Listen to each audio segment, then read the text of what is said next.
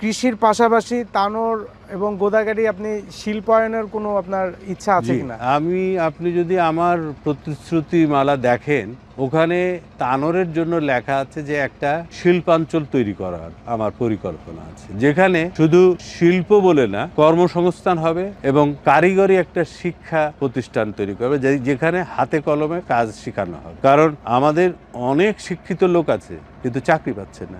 অনেক লোক আমাদের, এটা তো আল্লাহ প্রদত্ত, মানুষকে হাত দেওয়া হয়েছে, অনেক হাত, আমাদের 18 কোটি মানুষের 36 কোটি হাত, কিন্তু হাতটাকে ব্যবহার করার মতো তো আমাদের না। আমরা বিদেশে গেছি, দেখেছি ওই এয়ারপোর্টে কাজ করতে, দেখে বোঝা যাচ্ছে যে বাংলাদেশি। জিজ্ঞেস করি কোথায় বাড়ি, বলে পটুয়াখালী কিংবা চাঁপাইনবাবগঞ্জ, ক্লিনারের কাজ করতেছে। তা আমার নিজের কাছেও তো খারাপ মনে হয়। এখানে যদি আমি সত্যিকারে মানে দক্ষ কারিগরি শিক্ষা সম্পন্ন ম্যান পাওয়ার পাঠাতে পারি, তাহলে আমাদের শুধু রেমিটেন্স বাড়বে না, তার নিজের পজিশন এবং তার পরিবারের উন্নতি, তার পরিবারের ভরণ পোষণ, তার স্ট্যাটাস, দেশের রেমিটেন্স, অনেক কিছু বাড়বে। সেই জন্য আমি আবারও বলতেছি, আমাদের হাতে কলমে কাজ শেখাতে হবে। একটা এসি মিস্ত্রি, একটা ইলেকট্রিশিয়ান, তারা অনেক ভালো কাজ করতে পারে, একটা প্লাম্বার, কিন্তু ক্লিনারের কাজ, ওটা তো ওই যে $10 তো $10, 10 দিরহাম তো 10 দিরহামই। কিন্তু এটাই যদি একটু কারিগরি সম্পন্ন হয়, সেটা $50 দিরহাম, $50 যে